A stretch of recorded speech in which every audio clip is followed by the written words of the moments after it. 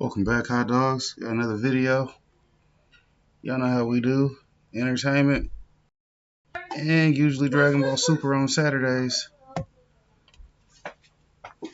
Breaking Bad is one of the most important TV shows ever made. It's undoubtedly the greatest social commentary in existence, and its core message will continue to transcend time, which is why Breaking Bad won the Guinness World Record for being the most critically acclaimed show of all time. So what's so important about Breaking Bad? What's the reason behind its popularity? What does Breaking Bad actually tell us about the world around us? And most importantly, what does Breaking Bad tell us about ourselves? Well, truth is, Breaking Bad's about far more than meets the eye, because Breaking Bad serves as an essential message that has never been as relevant as it is today. The story begins with Walt's life falling apart. Walter White is trapped in the mundane. He's trapped in a loveless marriage, trapped inside a dead-end teaching job, trapped economically with little to no money, working another job on the side just to pay the bills and survive the next day. Everyone in his life sees him for what he is, a lifeless mule. But this wasn't always the case. Prior to being a teacher, Walter earned an award in proton radiography, which was given for his contribution for his research that earned a Nobel Prize. After graduating from university with the stellar credentials, he went on to create the highly successful company called Grey Matter Technologies, co-founding the business with his intelligent and respectful girlfriend Gretchen. In this time, Walter White had it all: respect, money, a loving girlfriend, and limitless potential. But all of this was now just a distant memory, with Walter now living an entire life of regret. In Season 5, Episode 6, Walt tells Jesse about his deep-seated resentment. He tells Jesse about his time co-founding Grey Matter Technologies, and that after his breakup with Gretchen, Walt decided to leave the company and sell his shares for a measly price of $5,000. Since leaving the company, he tells Jesse that the company is now worth $2.16 billion, stating that he looks at the company's valuation every week. I sold my kid's birthright for a few months' rent. After leaving the company behind, he went on to work in a research lab until meeting Skylar at a diner where they had their first child and bought their first house. But in this time, Walt was still ambitious, thinking of bigger things, certain of fulfilling his destiny. Which is why Walt tells his new wife Skylar that they need to get a bigger house and take a risk to live above their means, as he's certain they will only go up. Of course, this dream was only a dream. Walt's career never gets higher than being a high school teacher, where he teaches apathetic students mundane basic chemistry year after year. Walter understandably feels left behind. He never reached his full potential. His family disrespects him, his former business stands above him, his money and finances are underwhelming. And then to top all of this off, Walter is diagnosed with stage 3 lung cancer, which comes with medical fees that are more than enough to completely bankrupt him and his family. And this starts to bring in one of the most important parts of this whole series. Whilst it's subtle, this series makes this key point in showing the absurdity of how similar Big Pharma is to the illegal drug trade. In America, drugs for terminal illness and rare diseases can cost over $3 million, with these vital medicines being inflated purely for the gain of a few pharmaceutical titans. And these price markups are becoming deadly. And what's even scarier is that the FDA, who regulates Big Pharma, is now becoming regulated by Big Pharma. You see, the Food and Drug Administration used to be funded by the government, but today the FDA is funded by the institutions and companies it's supposed to regulate. In fact, 45% of the FDA is solely funded by fees companies pay when applying for medical approval. And this has in turn led to the FDA to almost double the amount of accepted applications. And in diseases where there aren't many medical options for patients, 89% of these applications were approved first time round by the FDA, which of course allows Big Pharma to have an extremely tight grip over American society, where the most influential businesses in America profit from the suffering of its customers, to the point where prices are so jacked up that a highly educated teacher with 2 jobs faces the very real prospect of going bankrupt, a prospect of leaving nothing to his name and family just to pay the exorbitant bonuses of Big Pharma CEOs. It's exactly for this reason that Walt is put into a nightmarish conundrum. In business, money is equated to value. The wealth of an individual is correlated with the amount of value they provide to society. However, when it comes to drugs that save human life, does this same standard hold true? This is exactly the question Breaking Bad works to answer. And it's also why Breaking Bad's first season couldn't have been produced at a better time. Breaking Bad was first produced in 2008, the exact same year as the financial crash, where the banks got bailed out and the bubble was inflated exponentially. And the people paying the price for this was the average American worker, via quantitative easing, money printing, and inflation. While at the same time the public's wages stagnated, which is why Walter White represents the average middle-aged man in this time. Walter is repressed, overworked, underpaid, can't afford a doctor, can't afford a family, all while the people at the top are indifferent. Hey. Walter is unable to afford a standard of living that provides him with basic dignity. Embroiled in debt, no savings, no money, living an atomized, transient, lonely life with just a few months to live, Walt is now thrown into the abyss. This is all a recipe for radical change, because nothing matters anymore. His family doesn't care about him, his peers look down on him, and death is imminent. At this point, there's nothing left for Walter to lose. The story of Walter White is a story of Walter's transition into Breaking Bad. Goddamn right. In fact, Walter White represents a concept I talk about often, the idea of the Jungian shadow self. At the start of the show, we see Walter's typical persona. Walter's just your normal, mild-mannered guy. But the reason he's so normal is because he hasn't been in abnormal circumstances. But now with Walt suddenly being faced with an overwhelming set of circumstances, Walter decides to take on some temporary abnormal action. And so Walter begins his journey into the world of meth and brutality. And all of this backstory is essential to understanding the broader meaning of Breaking Bad, because the transformation of Walter White throughout Breaking Bad is a warning that every member in society can become evil in the right circumstances. You watching this right now could very well become a tyrant. You could easily become the monster you hate, and this has been documented in the real world so many times. One of the most famous examples of this was the book called Ordinary Man. Ordinary Man's this book about German policemen in World War II. These police were sent into Poland in the war, rounding up stadiums of people and shipping them off in trains, where these policemen would commit the worst atrocities imaginable. It was so bad that these policemen would become physically ill by what they had to do. And yet the most striking part of all of this is that they had the choice to not do it. They didn't have to do any of this, and yet they consciously chose to.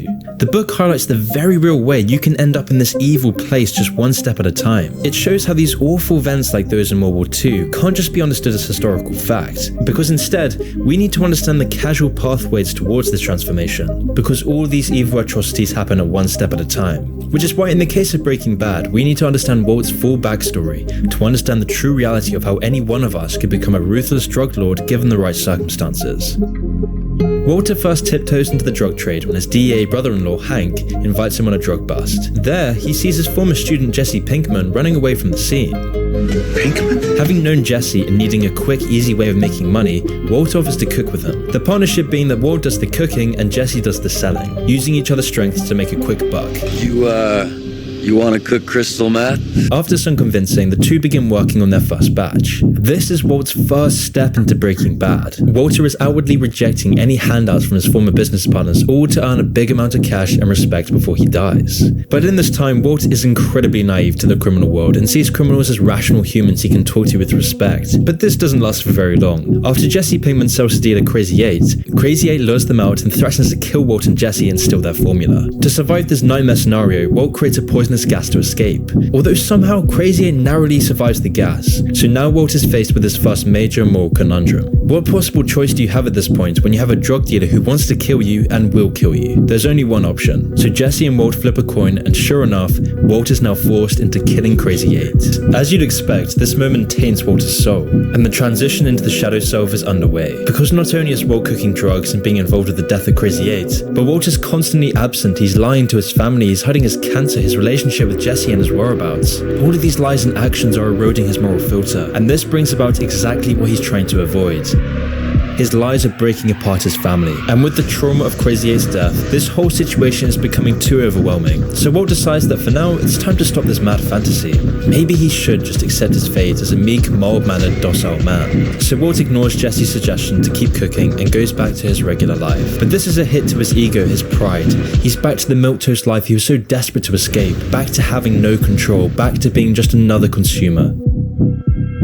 With these feelings and the money starting to come in from the last cook, Walter can't help but quickly dip his toes back into the underworld. So Walt and Jesse get back to cooking after Jesse finds a new distributor, a psychotic and evil distributor known as Tuco. After Jesse goes up to him to sell their batch, Tuco beats up Jesse and steals his batch without paying any money for it. So Walt makes the conscious decision to go back and finish the business deal, telling Tuco he wants the money in compensation for what he did to Jesse. After Tuco laughs and threatens him, Walt blows up his entire building. This is the moment we get to see a milquetoast, mild-mannered man merging into his shadow self, releasing all this pent-up rage, aggression and repression progression into finally becoming someone he respects. With death ticking in the background and his unfulfilled life awaiting him, Walt's able to bring his shadow self into reality through the persona known as Heisenberg. This shadow self is manifested through all of Walt's life, all the sacrifices Walt made for other people to like him, all the humiliation, all the fake smiles, all the facades. All of this is bubbling away at Walt, having his business ideas taken away from him, having other people take credit for his genius, with nothing ever going his way. For most of Walter White's life, he has been a pushover. And Walt, like many of us, thinks that being a pushover is a good thing, because Walter White confuses harmlessness with morality. But just because you can't do damage doesn't mean you're moral, which is exactly what we start to see in Breaking Bad, because the show highlights the very real way that harmless people, pushover mule-like people, are far from moral. Angry because you're doing your best and you're trying to get along with everyone and nothing ever goes your way. Well, it's because you're a pushover. Just because you can't do any damage doesn't mean you're moral. It just means you don't have the capability for mayhem. And that makes you a pushover. You can't say no to people, and you'll go along with the crowd. And then if the crowd does something particularly pathological, which it's liable to do, you won't be able to resist it. And that's exactly what we see with Walt. He's always having to lie, he's manipulating those around him in mild ways. He's even hiding his disease to his family out of cowardice, with Walt doing all of this just to escape confrontation. But in the criminal underworld, Walt takes on the alias Heisenberg, which allows him to be the man he never was. His testosterone increases, his attitude changes because Walt is becoming a new man. A man with a mission, a man with respect. Walter White is morphing into a ruthless, assertive man, taking what he wants and saying what he wants. With this aggressiveness coming out to those around him and his students, it's a very stark contrast to the beginning of the show, because Walter White is finally breaking bad. You're goddamn right. But before we continue the story, I want to tell you about today's sponsor, BlockRx. If you've been watching my videos by now, I'm sure you already know how toxic porn is. It desensitizes you, it dampens your dopamine, it changes your expectations of women, it makes you anxious and depressed, and most importantly, it damages your future potential. Not to mention all the other damage it does to society. There's absolutely no doubt that it's never been more vital to quit porn. Quitting porn and completing your nofap journey can give you greater confidence and drive to approach girls, have a better sexual life, relationships, and live an anxiety-free life. But oftentimes this is impossible when all this adult content is shoved in front of our screens at all times of the day, with all these sites playing on your innate impulses, working to sap away your future for profit. To effectively quit porn, you need a companion like BlockRx. BlockRx is a complete system that helps you quit porn. Oftentimes when you try to quit porn, it becomes really hard to sustain since you're surrounded with other people who think it's normal to watch it. But that's where the BlockRx community can help you stay motivated. The BlockRx community has over 100,000 active members who are all trying to overcome porn. This is vital to quitting porn for the long term, as the most common problem with other blockers is that they can be uninstalled easily, allowing you to go back to old ways in just a few clicks. However, BlockRx is different. You can't uninstall BlockRx unless you're permitted to by your buddy. This is why I strongly suggest getting BlockRx Premium. It's one of the most useful tools you could have on your nofap journey. So use my promo code MOON20 to get 20% off on premium purchases. You can find the link in the pinned comment. Let's end this year by improving our lives and those of others who want to quit porn addiction. Now back to the video. The first major sign of Walt's shadow self dripping into his personal life is seen with his encounter with Gretchen, where Walter releases his repressed anger at Gretchen, a sudden change to the friendly mild mannered front he was so accustomed to putting up. His abrasive rejection of her playing a role in his life comes with him aggressively telling her to leave him alone. Similarly, in another scene, Walter is brutal with his failing student, telling him a fail is a fail, telling the student that he doesn't care for the consequences of his own failures. And in the underworld, Walter is quick to capitalize on any opportunity, no matter the morals behind it, to maximize his profits. For example, when word of mouth spreads that Jesse was the one who killed the meth head who robbed Skinny Pete, Walt uses this opportunity to gain more power, reputation, and money for his primary goal. And again, this is seen with Walt's willingness to kill Badger in prison after his lawyer's suggestion, highlighting the newfound ruthlessness that has saturated his psyche. Walter White's descent into the shadow self perfectly mirrors the descent of those discussed in Ordinary Men. In this book, the author makes a key point in showing how in every society across cultures, religions, and epochs, people always seek career advancement. In every society, the majority of people will act awfully, they will be evil, they will engage in disgusting behavior in the name of progress. The book concludes that about 85 to 90% of people will, when given a sufficient position of power, carry out any action, even if murderous, in order to fulfill the idea of improvement. In the book, this immoral action comes with shooting unarmed civilians to ensure the progress of the German nation. But this example isn't some anomaly. The Stanley Milgram experiments found that most people would commit and inflict physical pain on another human if they thought it brought security by following orders. Wrong. Answer is neck. 300 volts. I absolutely refuse to answer anymore. Get me out of here. You can't hold me here. Get me out. Get me out of here. Continue. The next word is green, please. Green, grass, hat, ink, apple. The rare people who didn't commit these acts were those who had integrated their shadow and persona self to become a grounded human being. So if we use this knowledge, the idea of Walt shrugging off his moral framework starts to make a lot of sense. Now in this point in the series, Jesse is scarred by the death of the meth head who robbed Skinny Pete.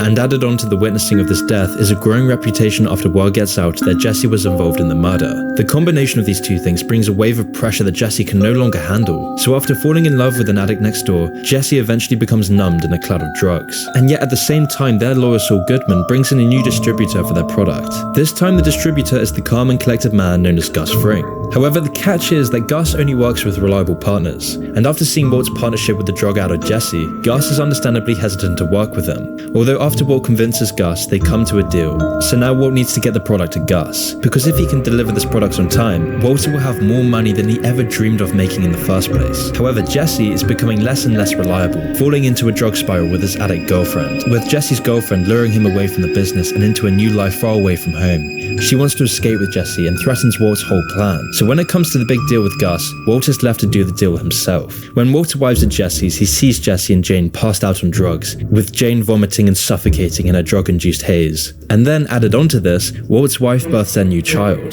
This whole situation is the perfect conundrum that represents Walt's character. Does he care more about the new life of his family and the life of Jane, or is he more interested in business and money? The question is answered with Walt's absence of action in both of these events. Jane's death marks the end of Walt's mild-mannered milquetoast life, because by this point in Walt's descent, there is no longer any way out. There is no redemption, and that's why it's this moment that leads on to one of the most important parts of the series, because this next chapter shows Walt's full shadow side, and it's also this part of the series that conveys the broader message of the parallels between Big Pharma and the drug trade. After the deal between Gus and Walt's shadow self is stroked by Gus to get him to cook more. Gus strokes the shadow by recognizing Walt's untapped genius. He recognizes his potential and what he's capable of. It's this recognition that has been missing in Walt's life. Walt craves validation for his work, and Gus gives him just that, offering Walter $3 million for 3 months of work. But the question is, who is Gus? What does the character behind Gus represent? Well, in my view, Gus's character represents the cold and hollow facade of the corporation, and in particular, the shadowy Big Pharma industry. While Gus is obviously not trading legal narcotics, the structure of his corporation has a very similar framework to Big Pharma, which is why Gus's corporate attitude to narcotics is kind of scarier than the thuggish dealers we see up until now. Professor David Pearson examined this connection between Gus Fring and neoliberalism, the sort of capitalism we've been subject to in recent years that has led to the most atomized, meaningless, nihilistic, empty era in history. And Gus represents this attitude where nothing is more important than maximum profits, where to achieve maximum profits you have to be as bland as possible, as fake as possible, and as ruthless as possible, where there is no emotion or identity, just pure greed. I mentioned at the start of this video about Big Pharma's influence over the FDA, and how the regulators of Big Pharma are in fact on the payroll of Big Pharma. Well, this all corresponds directly with Breaking Bad, where those who are supposed to regulate monopolized criminals like Gus are in fact on the payroll of Gus, with Gus and the DEA being closely allied with one another, just like Big Pharma is tied to FDA regulators, the government, and media. This is because to operate such a monstrous empire that feeds on the misery of untold millions through chemical dependence, addiction, and exploitation, you have to have this plastic-friendly and empty front if you want to survive under the radar. It's exactly this framework that led to Walter becoming a drug lord in the first place. It's the model that threatened to bankrupt a regular high school teacher and his family for the sake of greed. Now on the surface, Gus is just a benevolent philanthropist. He's a model citizen providing jobs and security for hundreds of people. But the bottom line is Gus is only doing this because it's best for business, which is why the show always highlights this divide between his warm public persona and his cold inner mind. To convey this duality, we see the fake smiles that don't reach his eyes. It accompanies his consumer-friendly speak and PR campaigns, which is at odds with the cold profit-ridden agenda. It's the same dog-eat-dog attitude that has saturated our economy, manifesting the dot-com bubble, the 2008 financial crash, the opioid epidemic, and now our current economic stagnation and massive levels of inflation. Furthermore, Pearson points out that meth is just another drug that fuels the neoliberal fetish for productivity, because most performance enhancers are legal. Caffeine, energy energy drinks, steroids, Viagra, and prescribed Adderall, which is pretty much meth in itself. So in the end, what is the moral difference between Big Pharma and Gus's empire? There's hardly any difference between the two in terms of collateral damage done to society. Gus's first priority is always profit. Consumer and employee well-being is always last, which is why the ruthlessness and predatory actions we associate with crime isn't actually associated with drugs, but more with the business behind it. Gus represents the danger of this neoliberal model of thinking. When Walt sees Gus's new lab, it seems like a success to Walt. The lab's pharmaceutical, it's industrial and secure, because Gus treats meth like any other product or commodity. Meth is just another investment. This corporate veneer perfectly hides away the destruction of the product to its consumers. It's almost as though Walt is back to running his old grey matter business, and over the series, Gus continues to play on Walter's deep-seated shadow side. He understands the character of Walter and his descent into the shadow. Gus wants Walter to continue his descension by luring him into becoming a full-time cook. He plays on Walt's shadow by using his psychology against him, telling Walter that a man provides for his family, that a man does this even when he's not respected or loved. He simply bears up, and he does it. Proving to Walter that he is the great man he was destined to be, and that Walter can be the man to bring his family to new heights of prosperity. Gus strikes at Walter's shadow perfectly. It seems as though Walter is still motivated by his family and that his shadow side is only used as a survival mechanism. But deep down, Walter can't hide away from the fact that he's in too deep. He knows he can't escape his past actions. He knows he's losing his family, he's losing his moral grounding, and now he's losing his sense of self. So in an effort to end his pain, Walt attempts to end his life before things get out of hand. As by this point, Walt's life is spiraling out of control. Walter explains this perfectly in the Fly episode, where he tells Jesse that he had the perfect time to die and become the hero for his family, and now he's just the villain of his family's story. Just like the ordinary men in Germany who would drink themselves to near death, who would vomit and commit suicide after committing so many atrocities. Because like any human being, the more extreme your shadow self, the more this internal pain catches up with you. And yet these men like Walter continued on with their actions anyway. We continue to see the shadow side later on in the series. For example, we clearly see this with Walt's indifferent attitude when he murders the killers of Thomas. Whilst this killing does seem justified, considering these men shot a child, it's his brazen attitude to murder that cements his shadow self as his primary persona. This shows that all the reservations to murder that he had at the start of the show is now fully dissolved. It's the same reason his murder of the innocent cook Gail is done so without any hesitation. However, the real change begins to happen around season 4 episode 9. After all the lies, the fights, the manipulation with Jesse, after all the deaths, and now with his life threatened by Gus, Walter can't help but have another mental breakdown, admitting his mistakes are starting to catch up with him. Because his actions, his shadow self, his character is bringing him to a place far worse than where he originally started. Whilst at the same time, Gus's repeated death threats and use of brute force to all those in his way symbolizes the dissolving of his fake friendly facade, where we see the real Gus, a man, a corporation who would remove anyone in his way as long as it ensures his own success. Gus's fake smiley public persona is just a soft sell advert, like all these other mega corporations feeding their poisonous junk into society, like Coca-Cola's cringy fake happy songs to sell their toxic syrup, or like Apple ads telling you to think differently whilst also working to stifle any free expression. Because Coca-Cola doesn't want happy, healthy children, just like Apple doesn't want free-thinking individuals, as none of this is good for business. And so when pressure starts to damage these profit margins, the smiley happy faces are quick to dissolve. With the DEA on Gus's case, a war between the cartel and infighting between Gus's workers, the true face of Gus starts to show. And with Walter realizing he's Gus's next target, Walt's shadow self grows exponentially for him to survive the whole ordeal. We see this through Walt poisoning a child to get Jesse back on his side, where Walt puts his innocent neighbor's life in jeopardy, and then of course Walt eventually blowing up a nursing home to destroy Gus. Walter has gone so far into his descent that he's at a point where he would willfully destroy the lives of untold people in a nursing home to ensure his own survival. By this point, Walt was now the man he feared, giving us a good insight to what's been forming inside of Walter, a pure monster, while at the same time Gus's final moments are marked by his two faces, his corporate tie-adjusting orderly side and his empty, hollow and monstrous side. These details perfectly capture who these characters are beneath the surface, and even more importantly, how destructive their archetypes are in the real world. Now all of this brings us on to the final part of the show. Following the death of Gus, Walter has undoubtedly broken bad. He's no longer recognizable as the mild-mannered mule of the first season. Walter is now absorbing Gus's persona to further cement his own power, as Walter is now the kingpin of the business, which is conveyed through his body language and attitude, all while his family is tearing up in the background. But this doesn't matter anymore. The initial point of this mission is now just a distant memory, because Walt's repressed desires, his repressed beliefs and wants are now finally fulfilled. Walter is finally in control. He's made the millions, he's earned the respect and recognition for his genius, and most importantly, he's now feared. The man who sold his shares in Grey Matter is not the same Walt we see now. He even has the opportunity to sell his empire for $5 million, but this doesn't even faze him. As Walt tells Jesse, he's no longer in the meth business, he's in the empire business. Because his work, his business now puts him on the same level as those he so despised. And besides, he no longer has anything to go back to. His family and friends are absent, and his old identity no longer exists. Walter White is no longer living a repressed shadow fantasy. Walter White's identity is the shadow. That's why he can now ignore things that would have tainted his soul before. Like for example, the murder of the boy who witnessed the train heist. Because like Gus, Walter only cares about what's best for business, no matter the consequences. Like Gus, Walt removes his employees without a second thought. Walt's ensuing murder of Mike's men bears a stark contrast to the Stanley Milgram experiments I mentioned before, where over 80% of participants would inflict near-death levels of pain if they thought it would be best for their own sake. These people would even hear the screams, they'd hear people having heart attacks and still continue to inflict pain without any emotion, with their only reasoning being they'd be better off if they did it.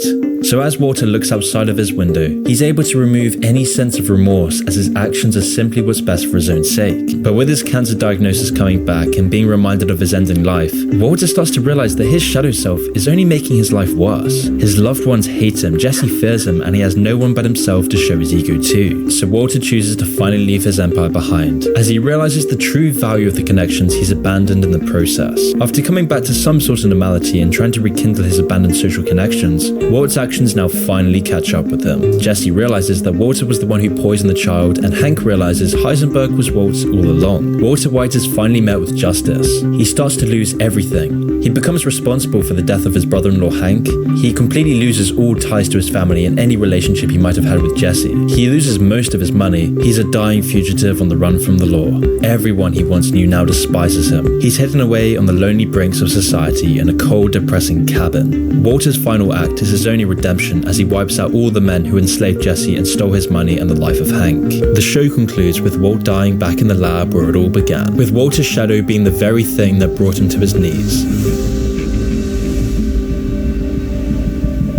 It's all these accumulating events under his Elias Heisenberg that seems to represent this catharsis from the soul-crushing, bland, and mundane life of before. It's a reaction, an explosion of repression from his underwhelming and unfelt existence. Even before his diagnosis, Walter was always sick.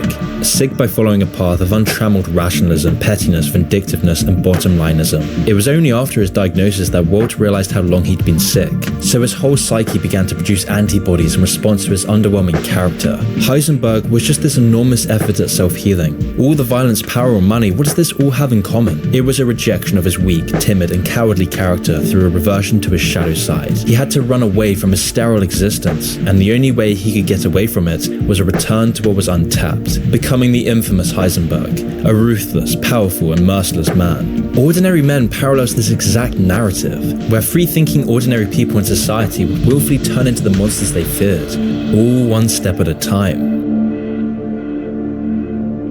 We should never forget the atrocities of the 20th century, because these atrocities were a warning. We can't simply stop at remembering these actions as historical facts. We have to understand the pathways that led to these atrocities in the first place. And so it all starts with understanding the perpetrators of these evil acts. To understand how societies would suddenly transform into being these nightmarish dystopias, we have to understand the transformation of these ordinary men who become evil monsters. The message of Ordinary Men and Breaking Bad is to show that this is what human beings are like. You can think to yourself right now that you could never be a Walter White. You could never be a ruthless monster who sacrifices human life for profit. You can think that you'd never be the one inflicting untold pain onto another human being because you were told to. You could think that you'd never be the German guard committing these vile atrocities.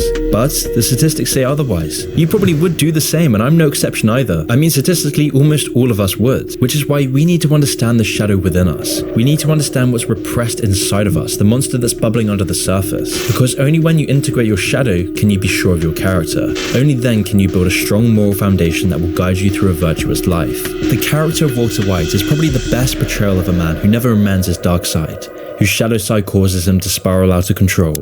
Carl Jung, the man who coined the idea of the shadow self in the first place, used to treat his patients by paying more attention to their future development than their past actions. To do this, he tried to figure out what his patients' mental symptoms symbolized.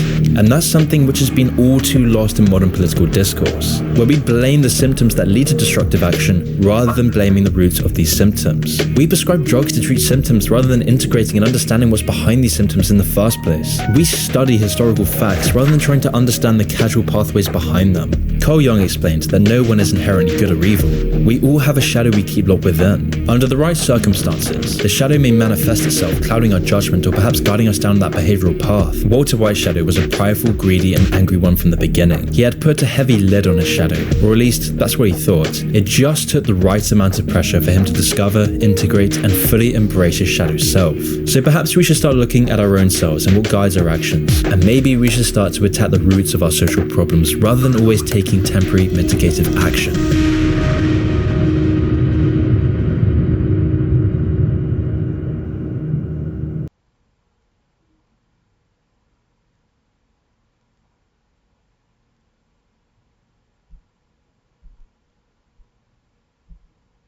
What is up, Breaking Bad fans? Kino here, and we are back with another Breaking Bad log. Today we're looking at the 9th episode of the 4th season, Bug. Now, the episode opens with a mysterious shot of Walter bleeding. We can see his broken glasses, and we're left wondering of what could have happened. After the title, Walt drives Hank back to Los Pollos Hermanos in order to retrieve the bug he planted on Gus's car. When they plug it in, they find that he only went to the restaurant and home the entire week. This makes Hank even more suspicious, as it's just too perfect. As he's leaving, Walt sees Tyrus watching Hank's house. He calls 911 to report the suspicious activity, forcing Tyrus to leave. Back at the lab, Walt sees Jesse, who has started to cook without him. Walt asks for one of his cigarettes and sees that the ricin is still there. Jesse says that he still plans on killing Gus, but Walt doubts it. Later, Skyler calls Walt and tells him that the car wash is running smoothly. In fact, they're making so much money now, Walt can stop cooking meth. Walt says that he will plan an exit strategy, but silently knows that there's no way out for him as long as Gus is alive. The next day, Hank calls Walt and asks him to drive him to the chicken farm. Walt, scared of what he might find there, delays by pretending to be sick. He then calls Mike and warns him of the coming trip. They then clear out all evidence of drugs from the farm. Meanwhile, Skyler is at the car wash creating phony receipts. She's visited by Ted, who reveals that he's been audited by the IRS for tax evasion. As Skyler was the bookkeeper who cooked the books, she realizes that the IRS will come after her business as well, which she cannot have happen as she's laundering money through there now. Back at the farm, Jesse and crew are cleaning up when they're attacked by the cartel. A sniper takes out one of their guys and almost takes Jesse out before Mike ends up saving him. Gus sees what happens and defiantly walks into the gunfire, daring the shooter to take him out. The sniper smirks at his boldness and then retreats, having already sent the message. Mike and Jesse then take the dead body down to the lab for disposal. Walt assumes that Gus had the man killed and rails against him. Mike tells him to shut up and also warns him against ever calling the police on his men again.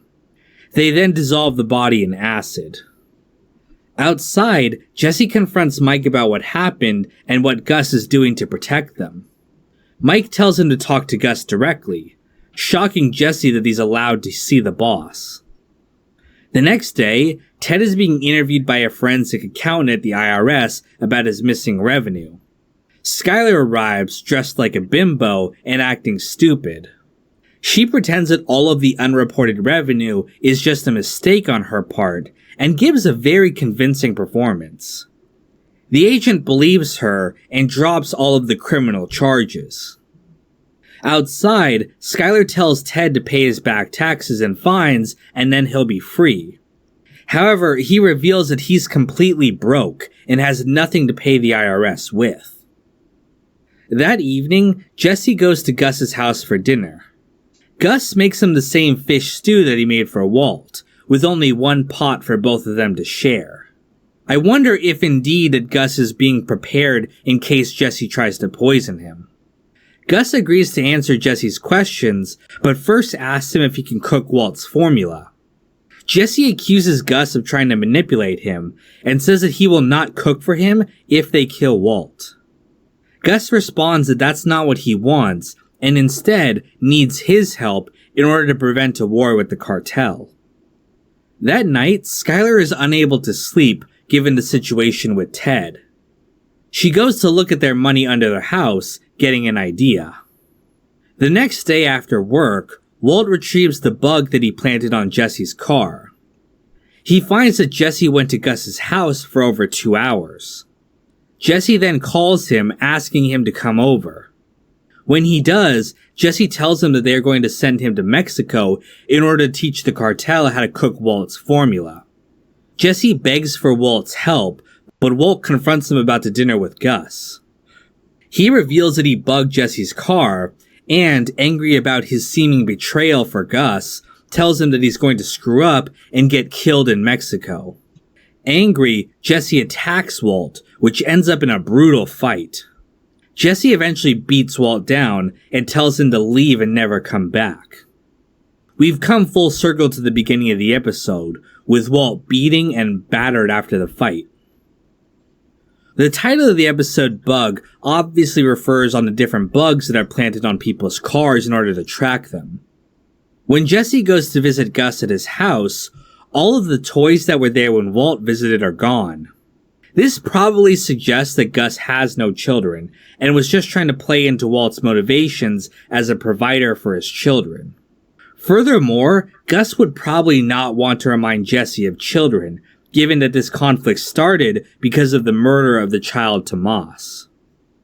Finally, I don't really have any other behind-the-scenes details to go over, but I did want to say that the fight between Walt and Jesse is one of the most brutal in the series. Not only is it a clumsy and very realistic brawl, it also represents their disintegrating friendship. This was of course all part of Gus's plan to drive them apart, but it's also the result of Walt's selfishness and need to control Jesse by putting him down. And that's pretty much everything I have to say about the episode. Thank you guys so much for watching, and stay tuned for the next one, coming soon. I invited you here so we can talk about our patrons like men. Russell, Sean, Heart of Markness, Logan, Clean, John Reyna, Jesse Sterling, Andrew Stewart, Obs Racing Media, Daz J. Kid, Conan Higgins, Sam Cedarlin, Don Lucania, Celery Man, Jenna Marie Johnson, Brad Smith Studios, and Uncle Mike.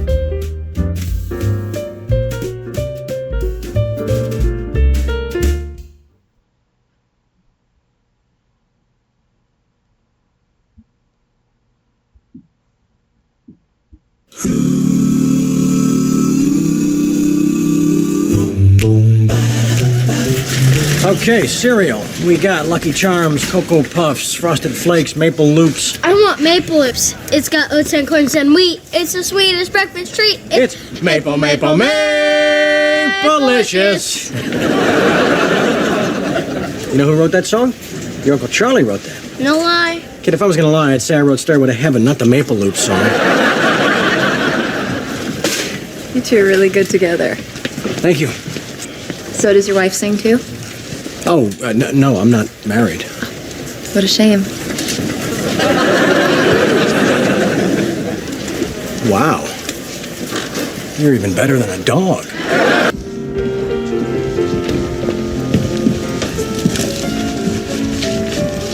Come on, let's go. I changed my mind. You took my money. I'll give it back. Jake, we're here. You may as well give it a try. Yeah, give it a try. Who knows? You might like it.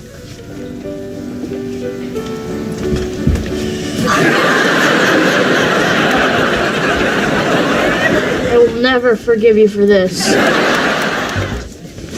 You didn't tell me I'd be the only boy here. So, the odds are on your side. The odds for what? I'm 11. I want to go home. I thought we had a deal. Charlie, you can't make him stay if he doesn't want to. I love you, Dad. All right, let's get started. Whoa, who's that? Your teacher. Come on, let's go. Hang on, Dad. Maybe we should give this a chance. Hi, I'm Jake. Hi, Jake. It's nice to meet you. Yeah. Your uncle tells me you like ballet. Yeah. Okay. How about you line up with the girls and we'll get started? Yeah. How about that? He's got a crush. It's like watching a dog chase a car. He'll never catch it, and even if he did, he couldn't drive it. He's still doing better than you. I still don't understand why he wanted to come shopping with me. Told you. I gotta pick up something. You could have just put it on the list. Hey, maybe I just want to hang out with my brother. Really? Oh, well, that's a very nice thing. Get away. Of course.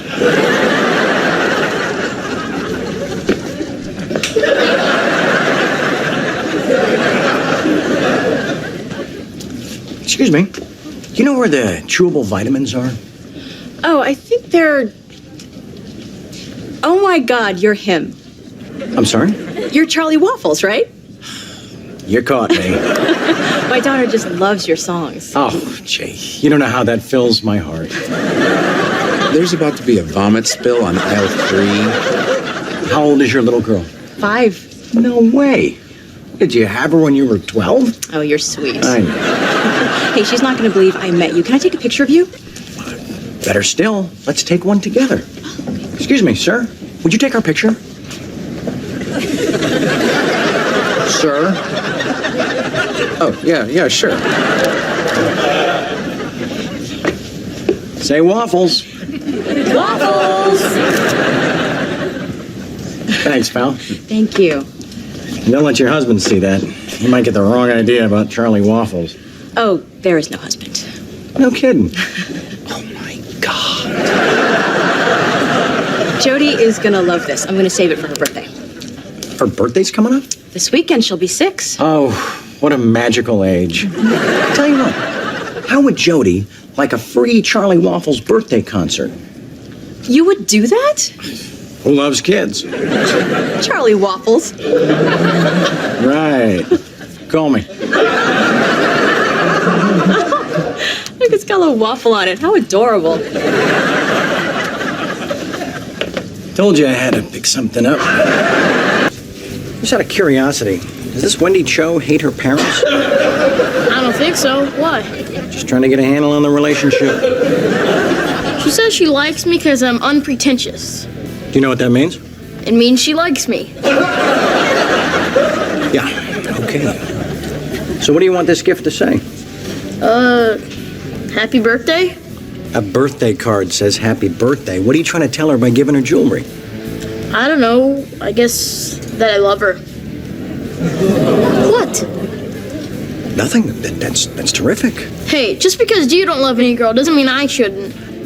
Excuse me, but I have loved many girls, and many girls have loved me. That's not love, it's just sex. I'm sorry, I'm not following you.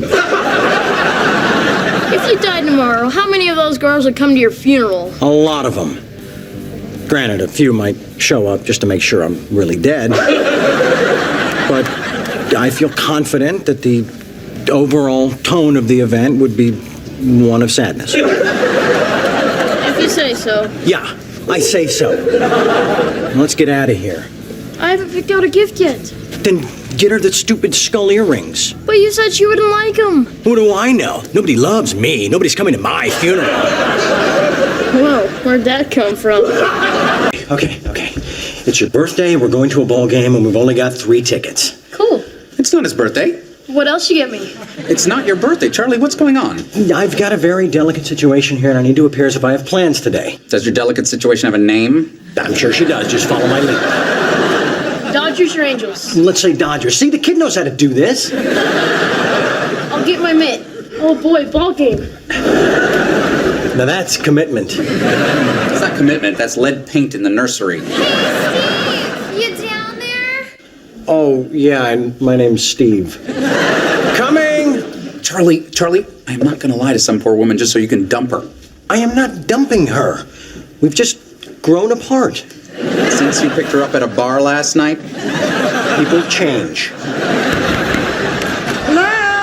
Oh, God. In here, Mom. So, what are my boys up to today?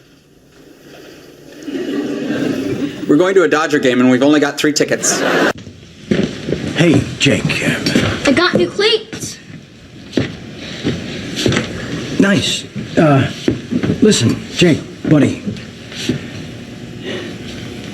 Have you ever been to Vegas?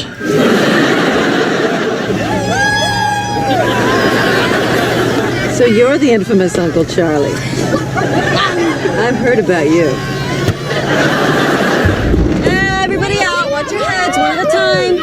Party time, come on.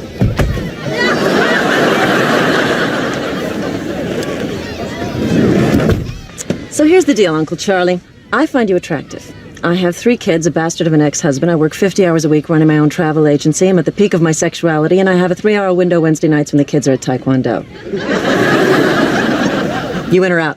I'm sorry. I'm terminally hungover, and I just took a cleat in the groin.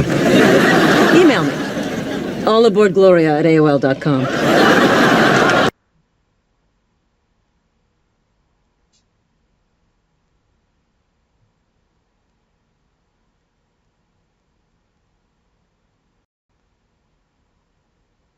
In the 1990s, the world of anime was at an all-time high with classics like Dragon Ball Z, Sailor Moon, Berserk, and of course, Yu Yu Hakusho, a manga series following the adventures and intense battles of the main character, Yusuke Urameshi, a 14-year-old delinquent with a tenacity to get into fights and big trouble.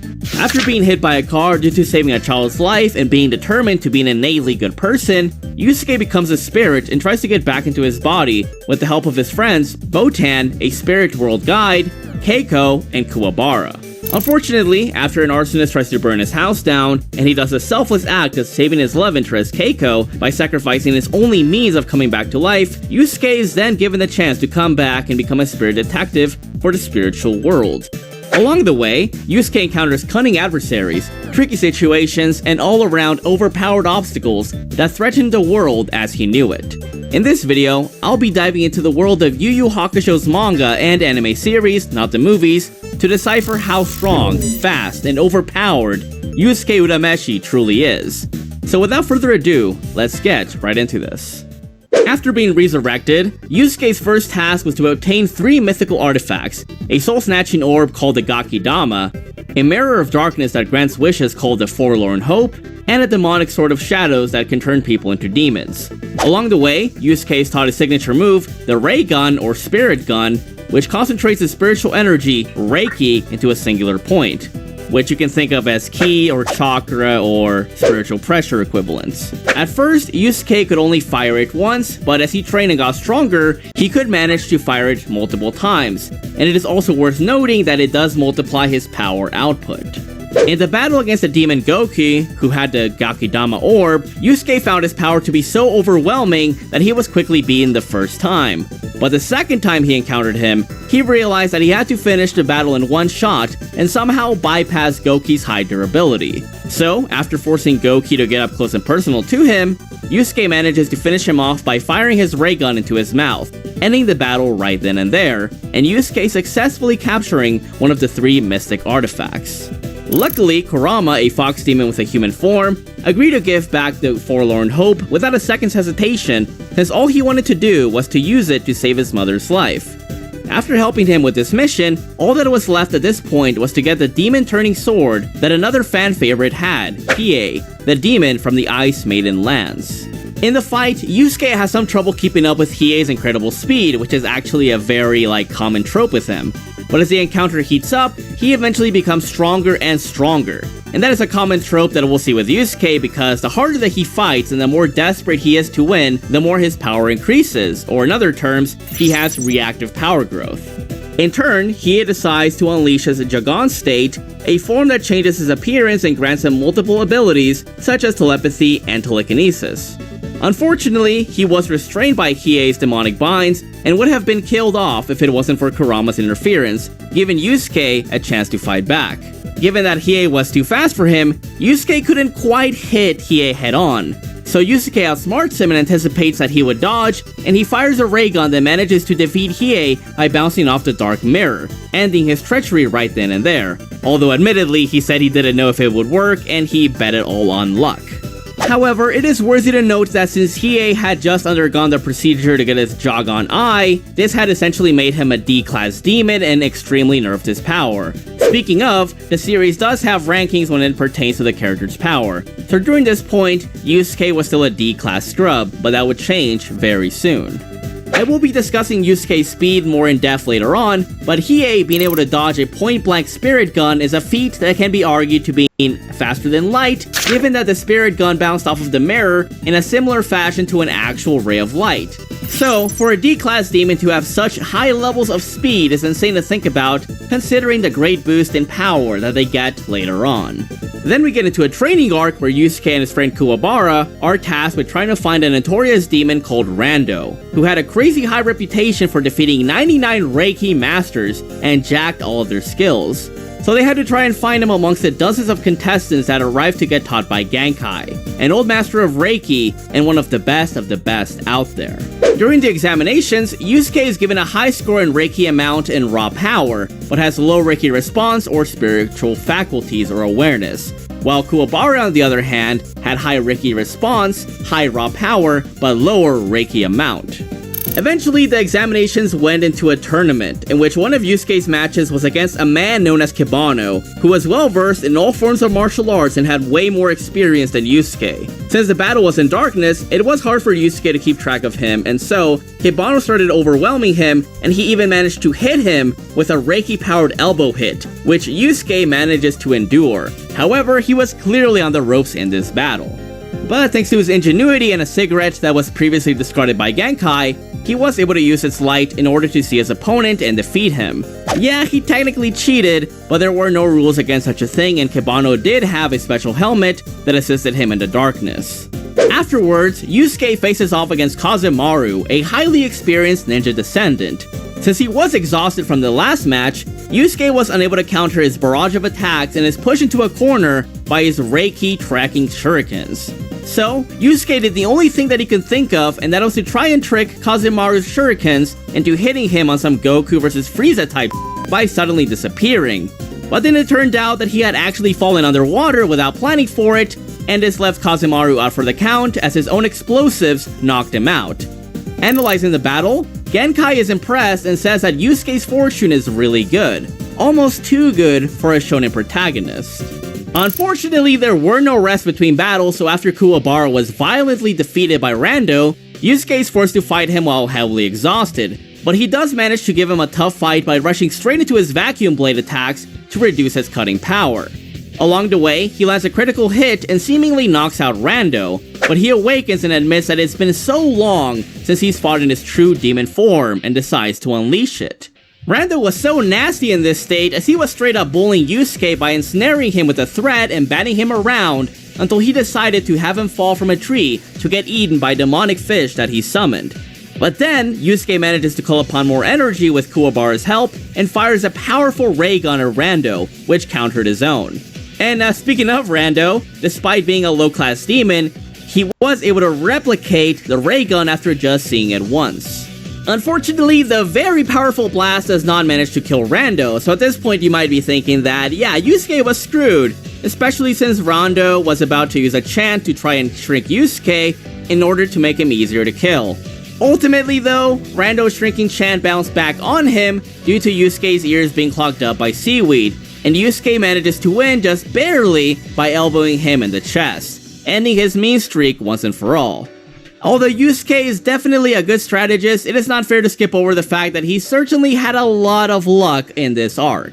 Thankfully for his efforts, Yusuke gets to be trained by Genkai, and she teaches him Reiko Hadoken, the glowing fist attack, and how to concentrate his Reiki and stay in one position for about 12 hours. Eventually though, his stamina and power would only increase dramatically from then on.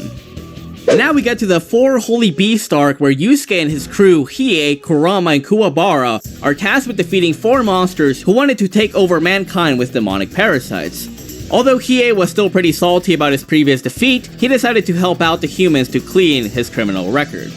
After his homies defeat the first 3 beasts with a good amount of difficulty, Yusuke faces off against Suzaku, the leader and strongest out of all of them, who in the battle manages to block Yusuke's insanely fast flurry of punches with one hand, and even redirects Yusuke's ray gun and claims that he hadn't received a numb hand in ages. Suzaku then proceeds to sidestep and dodge Yusuke's attacks, and even manages to hit him with a dark lightning punch that he survives, with Suzaku being very impressed with the fact that an apparent human could survive one of his strongest attacks. With some quick thinking, Yusuke decides to bait Suzaku by using his rubber shoes as a counter to his lightning attack, but he manages to counter it by using his own Reiki as a body shield, which helped him in gaining the upper hand. Suzaku decides to use the original clone jutsu ability that allowed him to gain the edge on Yusuke by conjuring 7 clones with their own free will that fire multiple lightning attacks. Although Yusuke was fast enough to react to and block some of these lightning-based attacks, he wasn't able to react to all of them. With this, Suzaku lands a critical hit, but Yusuke survives, of course, and even endures further punishment. But suddenly recalls what his master Genkai told him, which was to focus his heart and concentrate his power, and suddenly powers up while thinking back to his friends, and with a mighty Reiki shotgun blast, blows away Suzaku's clones. Suzaku then responds by restoring his power and charges his lightning-based Rikukoku and Koku Raikoha, what a mouthful, to wipe out Yusuke, but thanks to the damage that the spirit detective had done earlier, Suzaku's antenna that controls his Prism Storm of Torment, another name for his attack, was damaged and caused the attack to stray away from Yusuke. So yeah, talk about Yusuke being a lucky mofo. Once Keiko started crying at her coming demise due to the demonic possessed teachers, Yusuke's spirit became endowed with even more power than before by sacrificing his life energy, which has a lot of connotations to what Gon did in the battle against Pito, and he manages to blast Suzaku and his clones away, kills his bird waifu, and destroys the demon whistle, ending the battle in an explosive fashion. But right before he succumbs to his injuries, Suzaku comments that Yusuke's determination and strong emotions helped him gain such immense power. With the Saint Beast defeated, the demonic parasites were no more, and Team Urameshi manages to save the day once again. And the elephant in the room for this arc is that Yusuke has a lot of friendship power-ups, and it is worthy to note that this was before that trope became really common, so I guess you could cut it some slack, but it is still worthy to mention that that friendship boost is real.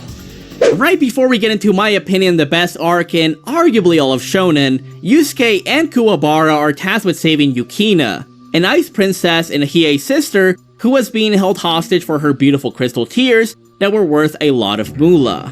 Unfortunately for them, one of the people that was tasked with stopping them was none other than the Toguro brothers, notorious B-class demons that had given away their humanity in hopes of fighting at their peak condition and had a past connection to Genkai.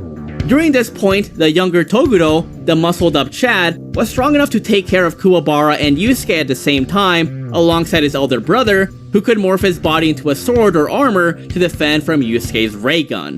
The younger Toguro was also strong enough to withstand a point-blank ray gun from Yusuke. Generally, the two homies were in a lot of trouble, but with a ray gun-launched Reiken, Kuwabara's spiritual energy sword, the duo managed to seemingly kill off Toguro and escape with Yukina.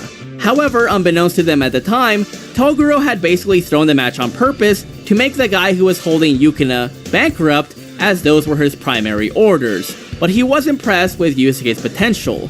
Afterwards, he meets up with Yusuke and reveals that he was at a merely 20% power when he had faced off against them. But what truly shocked Yusuke was when Toguro powered up and leveled an entire building with a couple of powerful strikes. In response to this, Yusuke and the others trained for 2 months in anticipation for the Dark Tournament arc, where Team Yusuke, consisting of himself, Kuwabara, Hiei, Kurama, and Genkai, are tasked with defeating multitudes of demonic teams for the chance at glory. Yusuke at this point now being able to fire his ray gun up to 4 times per day, and who could literally train in his sleep as he was extremely relaxed even when demons tried jumping him. Along the way, Hiei, who was comparable if not faster than Yusuke at the time, faces off against Zeru and kills him with a Jawa Insatsu Kokuryu Ha, his emulating Black Dragon Wave, which shocks a lot of people, but Yusuke, Jiren style, still hadn't woken up from the immense power being released, as he was confident that his friends would clutch up the victories in the meantime. After the defeat of most of their team, the ace of Team Rokuyukai, Chu, stepped up to the plate, who was so powerful that Kurama stated that he had never felt a Yoki like that before, and with Hiei stating that he would be a hard opponent to take down due to his unusual drunken style of martial arts combat. With this immense Yoki, demonic spiritual energy, Yusuke finally wakes up and becomes excited as he and Chu start trading blows. And as the battle heats up, Chu decides to drink more happy juice in order to become stronger and unleashes his Reiki ball, which was of comparable strength to Yusuke's ray gun, and stalemates with it. And once they were both out of energy, they decided to settle out their battle with fisticuffs, which Yusuke was barely able to win, but win nonetheless. Along the way, Yusuke faces off against Team Mashotsukai's Jin, a master of the wind, and has a pretty intense battle with him, with Yusuke becoming more excited by the second, implying that Jin was a more interesting or potentially stronger opponent than Chu. Jin remarks that Yusuke's evasion techniques were on point and proceeds to use his arena-shattering Shura Senpuken, basically tornado fists, which Yusuke manages to evade with ease thanks to his greater speed. And Jin was a pretty interesting opponent, indeed, who even Hiei couldn't find a way to get rid of. Yusuke then reveals that he can channel his Reiki all over his body, and manages to hold back Jin's double tornado fist ability and defeats him with a Reikodan, a spirit light cannonball which manages to knock Jin out of the ring. Yusuke then praises Jin and says that he wishes that he could fight him again. Unfortunately, the supposed victory was determined a draw due to BS, and this left Yusuke's team in trouble. But luckily, Kuwabara manages to defeat Risho, Team Masho's leader, who should be in a similar class as Jin, which allows him to move forward in the tournament. Realizing that Yusuke wasn't strong enough to defeat Toguro at his best, Genkai showcases that her Reiko Hadoken energy attack at full power was at least 10 times stronger than Yusuke's own, and offers him an amplification to his power, which came at a very heavy cost. So, Genkai tells Yusuke that in order to pass her trial, he must be ready to kill her. But due to Yusuke's good nature, he decides to not go through with it. On the contrary, Yusuke refusing to kill his master ended up being the right thing to do, as Genkai offered him her energy after all. So, in order to become the successor to Genkai, Yusuke had to endure grueling pain for hours, and eventually manages to accept it and becomes powered up immensely. Afterwards, the younger Toguro challenges and fights Genkai, his old partner, because he was disgusted at how old and wretched she became. Although he really didn't need to go overkill on Genkai, Toguro decided to showcase his 80% form, which he claims only 4 people had seen him in that state: his brother, Bui, Karasu, and her. Toguro during this point was outright in the upper B-class level of demons, and this is pretty evident since Hiei, Kurama, and Kuwabara were all shocked at his immense level of Yoki. And with this offensive prowess, Toguro endures Genkai's ray guns and decides to kill her with a mighty punch that in turn made Yusuke rage intensely and give Toguro a mighty powerful punch. Now, the battle was very personal for Yusuke as he had to avenge his former master, with Genkai's parting words imploring Yusuke to remember and hold on to his humanity and his friends and to not abandon it like the Toguro brothers did. Just like Yusuke, Hiei and Kurama started developing strategies and techniques for their opponents, which made Toguro fight at 80% as claimed by him, meaning that Bui and Karasu were certainly no pushovers. With his master Jawa and Sasuke Kuryuha, Hiei manages to defeat an unarmored, stronger Bui. Kuwabara defeats the older Toguro brother with his Reiken sword, and Kurama barely loses to a transformed Karasu. Now, the curtain was set for Yusuke to avenge Genkai and defeat the Jiren of the tournament, the younger Toguro brother, who had one-shotted multiple demons and was strong enough to lift an entire arena ring on his back. Oh, and whose punches at 80% were crazy enough to create huge-ass craters that were far superior to Hiei's own capabilities at the time. As the fight begins, Toguro powers up to 80% and charges at Yusuke, and in spite of facing a massively powerful opponent, Yusuke remains calm and starts to trade blows with Toguro for a good while, which is a very good thing because Toguro's attacks were potent enough to literally shatter the arena with ease, which is consistent given that Karasu's battle with Kurama also decimated a large portion of the stadium. Toguro was so nasty because he was able to endure a point-blank hit from Yusuke's ray gun and revealed that Yusuke's power wasn't worth powering up to 100% for. That is until Yusuke revealed that he had essentially had training weights on literally, because during his final session with Genkai, Yusuke was given Reiki bands that essentially increases one's energy reserves over time, but at the requirement of cycling energy throughout their entire body for long periods of time, making it very exhausting.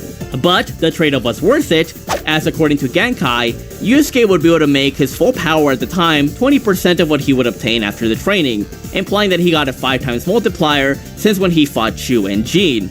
And this would make sense given that Chu said that Yusuke's ray gun prior to taking the bands off were more than 3 times as strong as when he fought him. Yusuke then proceeds to pepper the hell out of Toguro and seems to have the upper hand until he finally pushes him into powering up to 100%, with his transformation being so powerful that an entire section of the audience gets wiped out casually. In this form, it doesn't pan out well for Yusuke as Toguro does some Jiren and literally flicks away Yusuke with his fingers that still pack so much of a punch that Yusuke couldn't afford to counter them for long. Oh, and when Yusuke tried firing another ray gun, Toguro simply shouted it away with his immense Chad spiritual energy reserves. Afterwards, Toguro decides that he's going to kill everyone in the tournament to give Yusuke a sense of crisis in order to fight seriously, and seemingly kills off Kuwabara, which enrages Yusuke to the point that he had finally awakened and unleashed more power than ever before. And so, with a mighty barrage of attacks and a ray gun, Yusuke starts gaining the advantage until Toguro reveals that he had, of course, another powerful form, an over maximum 100% mode, which forces Yusuke into unleashing his all-or-nothing ray gun, which manages to defeat Toguro at long last, as his body was overtaxed in trying to crush the mighty ray gun blast, and ends up dying then and there. With this victory, the team wins the tournament and we get into the final arcs where Yusuke faces even mightier opponents that made Toguro look like nothing in comparison. No, like literally, as mighty as Toguro was, he was still a B-class demon, and it's later revealed that there were A and even S-class demons. One of these S-class demons being a man named Sensui Shinobu, a former spirit detective with multiple personalities that wanted to basically open up the boundary between demons and humans to purge them from existence, after watching f***ed up shit from a controversial videotape that showcased humanity's worst crimes, like creating My Hero Academia. Sensui was really overwhelming because he had access to a godly variant of Reiki called Seiko Ki, or Holy Energy, the OG God Ki if you will, which made him so powerful that he had over 10 times Yusuke's spirit energy reserves, and of a greater quality at that, with him claiming that even if Yusuke had several times the power that he had now, it wouldn't do much good against the godly ki he was engulfed in. Plus, since we had never gotten a scar from battle and was used to fighting multiple opponents at once, which we will see showcased later on, while Yusuke on the other hand was not used to that at all. At this point, Sensui, while heavily suppressed at 1/5 power in the manga, at least by the translations I saw, or less than half power going by the anime, was starting to shake the entire cave system that they were fighting in, and it was stated that such power could endanger the whole world itself, which can be interpreted as him being powerful enough to wipe out the continents or the entire planet itself. But they should at the very least be country-level threats, given that all of Japan was freaking out and it was stated to be a national emergency in their battle. Luckily, since we like nature and animals, he didn't want to do the dirty work and suppress his power's area of effect, which is something important to keep in mind as these characters are able to control their power to high levels, kind of like Ki control in Dragon Ball Z. Even at that stage, Sensui was more than powerful enough to take care of Yusuke, then Kuwabara, Kurama, and Hiei at the same time, despite all 4 of them being A-class beings who can likely wipe out entire countries at this point. With no apparent alternatives and Sensui being too strong for Yusuke, Koenma, the ruler of the spiritual realm, decided to use his strongest defensive spell ever, known as the Mafukon, which was meant to imprison Sensui and Koenma in the demon realm, which unfortunately didn't work despite the spell being able to work on S-class demons because of Sensui's holy energy. Eventually, Sensui manages to kill off Yusuke and seemingly wins the encounter right then and there, and later proceeds to slap the rest of Team Urameshi, even in their transformed states, and endures their ultimate attacks, including Hiei's Jiao and Satsu Ken. But thanks to Yusuke's demonic descendants, he was able to wake up and become revitalized to the point that he became an S-class demon and challenged Sensui once again. You see, it is eventually revealed that Raizen, one of the Demon Kings at the time and who can be considered Yusuke's father figure, had used something called octavism, which in Yu Yu Hakusho is when genetic information is passed down after skipping numerous generations. This, in turn, allowed Yusuke to inherit demonic power, Yoki, despite being born to humans. Because of his large power, Koenma's father had determined that the Special Defense Squad, elite guards of the spiritual realm that can handle A-class threats, must take out Yusuke due to his demonic nature because he would turn out to be a much larger threat than Sensui. But Yusuke was having none of that and descends upon the demon realm to settle his score with Sensui. Once the battle began, the two demonic titans start clashing pretty evenly, and Yusuke's ray gun manages to break through Sensui's steel armor, which he previously used to slap Team Urameshi at the same time, despite the fact that Hiei and the others weren't far off from Yusuke's own A-class power prior to his S-class status. But even though Yusuke had great power and great responsibility, Sensui was a little bit better at the time due to Yusuke not being able to use his strength at full potential just yet. After realizing that he had only one ray gun left, Yusuke is set on defeating a powered-up Sensui and they start clashing once more, obliterating everything in their path, with them being so fast that Kuwabara and the others were immensely shocked.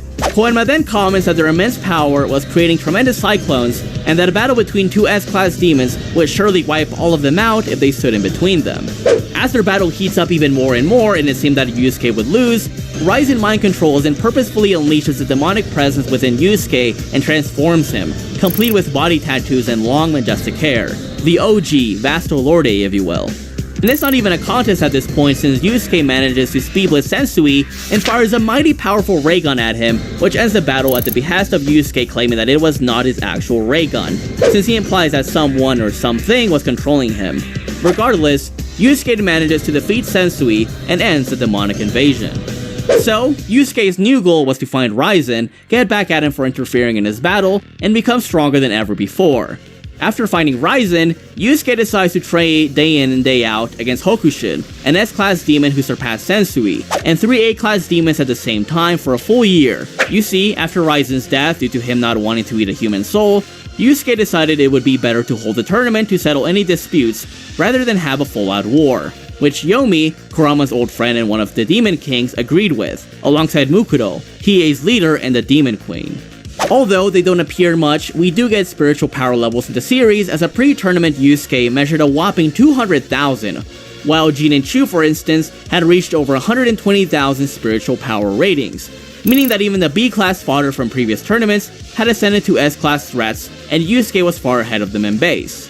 Meaning that characters that can endanger entire countries, continents, and even planets are a joke to base Yusuke, let alone transformed or rage-amped Yusuke. Not to mention that Hiei, far before the final tournament that we saw, was able to defeat hundreds of A-class demons with ease. Yusuke, of course, would scale from this as he is pretty much equal to Hiei in power and should have comparable levels of speed. Yusuke's biggest fight in the tournament was undoubtedly his clash with Yomi, an upper S-class demon who rivaled the Hungry Raizen and Mukuro. In the battle, Yusuke manages to clash several times with him and even unleashes his Yoki and Reiki enhanced ray guns, then managed to cut through Yomi's Yoki enhanced shield after a while. Unfortunately, Yomi still seemed to have the upper hand during the battle. That is, until Yusuke starts thinking back to his training, his friends, and why he wanted to get so strong in the first place. And so he powers up and unleashes a golden aura that is completely different from Yoki, Reiki or Seiko Ki, and charges at Yomi, nearly stalemating him until Shuda, Yomi's son, calls for him to win, which allowed Yomi to stay standing just barely and beat Yusuke, with Yomi admitting afterwards that he had never exerted himself like that before. Hiei and Kurama also enter the tournament and eventually lose, but they do have very good fights, which I would like to cover in the future depending on how this video does. Given that he trained intensely for years after the battle with Sensui, it is fair to say that Yusuke at the end of the series should easily, at the very least, be a multi-continental threat to, very likely, a planetary plus level being in terms of attack potency, while his durability should be comparable to his attack potency, but arguably higher due to Yusuke's immense perseverance, willpower, and ability to get up and become empowered even after being seemingly out of energy, as we have seen in his battles against Rando, Suzaku, Kogudo, and Sensui.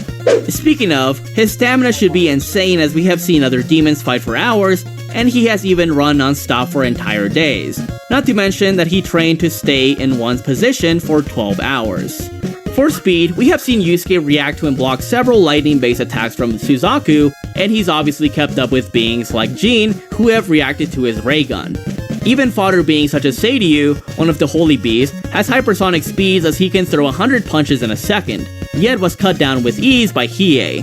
Point is, Hiei, Kurama, Kuwabara, and Yusuke were at least massively hypersonic before even reaching B-class status. It is also worthy to note that the Reiko Hadoken is referred to being a light wave, so you could technically argue that Yusuke effectively has light speed attacks going off that description. Given how casual Yusuke was able to slap around many A and B class demons with ease, who were far faster than Hiei and the 4 Holy Beast arc, it is likely that Yusuke is even faster than that, and going by the feat of Hiei dodging a point-blank spirit gun, which behaved like a beam of light, they can be argued as being massively above the speed of light by the end of the series. There's also the fact that low S-class demons like Sensui were able to quickly traverse from the vast and seemingly endless demon realm to the Earth, which I would consider akin to Ichigo traveling from the Royal Palace to the Soul Society in a short amount of time. I'm not saying that they are equivalent feats, but I mean that they are both basically portrayed as being immense distances that they traveled pretty effortlessly. Anyways, there you have it. Yusuke is certainly one of the strongest classic anime characters out there, and he certainly has had his moments, and his ability to get stronger from his immense willpower is very commendable. He easily became an upper S-class demon at such a young age, and although we can only speculate how strong an older Yusuke is, I'd bet that he could definitely destroy a planet if he felt like it. And Genkai even implies at the end of the series that Yusuke could very well do that if he wanted to. But I'll let you guys decide on that. Another thing that comes to mind is regarding Yusuke's unreal amount of good luck that comes throughout his story, and this does arrive into headcanon territory. But I think that a possible explanation from his good fortune is due to the fact that Botan states that Yusuke's fate is pretty abnormal, because he has no place in paradise or hell itself, and that he's a case that rarely appears in history.